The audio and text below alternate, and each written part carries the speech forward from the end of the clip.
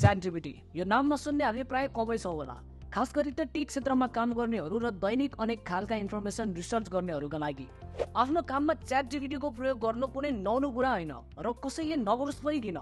यसले दिनभरि लाग्ने काम एकछिनमै गरिदिन्छ र क्रिएटिभ फिल्डमा काम गर्नेहरूको लागि त निकै युजफुल सफ्टवेयर भइसकेको छ। तर के यसको प्रयोग गर्नु त्यतिकै सेफ छ त? ChatGPT एआई च्याटबट हो जुन विभिन्न क्रिएटिभ कामहरूको लागि युज गर्न सकिन्छ। यद्यपि मानिसहरू कतिपय अनैतिक कामहरूको लागि पनि यसको प्रयोग गर्न थालेका छन्, जस्तै विद्यालयहरूमा रिपोर्ट बनाउन, असाइनमेन्ट गर्न, थेसिस बनाउन इत्यादि कामहरूको लागि यसको प्रयोग गर्न थालिएको छ। ChatGPT ले गर्न सक्ने थुप्रै कामहरू भए तापनि यो एउटा एआई हो र यसले अझै पनि मानिसको स्थान ग्रहण गर्न सकेको छैन। त्यसकारण यसको प्रयोग विभिन्न कुराहरूमा नगरेकै राम्रो। आज हामी यो भिडियोमा कस्तो कामहरूको लागि ChatGPT को मद्दत लिन हुँदैन भन्ने बताउनेछौँ। यो भिडियो अन्तिमसम्म हेर्नुहोला। यदि हजुरहरू ChatGPT लाई आफ्नो गोप्य वा प्राइभेट इन्फर्मेसनसँग रिलेटेड कुराहरू सोध्नको लागि प्रयोग गर्नुहुन्छ भने आजबाट त्यो काम बन्द गरिदिनुहोस्। आफ्नो कुनै पनि पर्सनली आइडेन्टिफिएबल इन्फर्मेसनहरू ChatGPT सँग सेयर नगर्नुहोस्। यसमा वित्तीय विवरणहरू, पासवर्डहरू वा कुनै पनि अन्य पर्सनल डेटा इत्यादि पर्छन्। याद गर्नुपर्ने कुरा के भन्दा ChatGPT केवल एक एआई मोडल हो र यसले सधैँ डाटा प्राइभेसी र सेक्युरिटी प्रोटोकल्सको पालना गर्छ भन्ने छैन। त्यसैले सावधानी अपनाउनुहोस् र तपाईको गोपनीयता वा सुरक्षामा सम्झौता गर्न सक्ने कुनै पनि जानकारी सेयर गर्नबाट टाढा रहनुहोस्।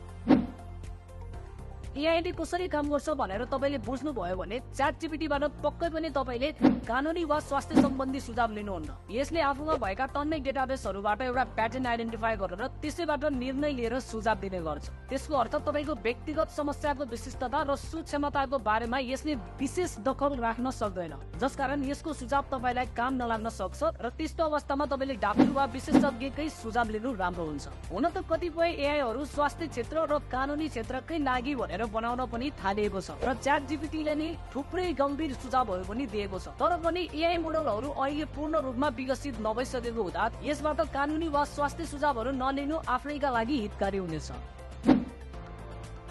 मान्छे भनेको मान्छे हो र एआई भनेको एआई हो। एआई को लागि आफ्नो डेटाबेसकै संसार हो भने मान्छेको लागि वास्तविक संसार नै संसार हो।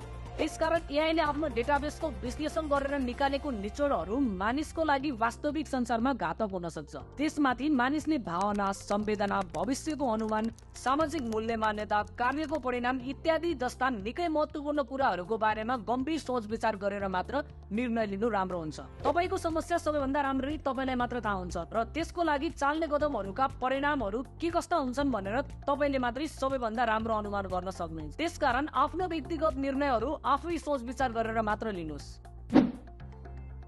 ChatGPT सन् 2021 को सेप्टेम्बर सम्मको डेटामा आधारित छ भने GPT-4 चाहिँ सन् 2022 सम्मको। मानिसको सीमित क्षमता हुन्छ तर ChatGPT मा चाहिँ असीमित क्षमताहरू छन्। यति हुँदाहुँदै पनि ChatGPT लाई ट्रस्टेड सोर्सको रूपमा लिने गल्ती नगर्नुहोस्। पहिलो कुरा त यो वास्तविक समयसँग मेल नखाने हुँदा अपडेट भएका कुराहरू यसले देखाउँदैन। त्यसैले वास्तविक समयका तथ्यहरूसँग यसले दिने तथ्य बाँच्न सक्छ। अनि अर्को महत्त्वपूर्ण कुरा के भने यसले बिल्कुलै झुटलाई पनि साँच्चीकै हो जसरी प्रस्तुत गर्न सक्छ। त्यसकारण यसले दिने जुनसुकै नतिजाहरूलाई मान्छेको विश्लेषण, प्रमाण र समीक्षा प्रति मात्रै विश्वास गर्नु उपयुक्त हुन्छ। विभिन्न सामग्री सिर्जना पनि मानिसको समीक्षापछि मात्रै विश्वास गर्नु राम्रो हुन्छ। आजको हाम्रो भिडियो हजुरलाई कस्तो लाग्यो हामीलाई तल कमेन्ट गर्नुहोला र यस्तै कन्टेन्टहरू हेर्नको लागि हाम्रो च्यानललाई सब्स्क्राइब गरी नोटिफिकेसनको लागि बेल आइकनमा क्लिक गर्नुहोला।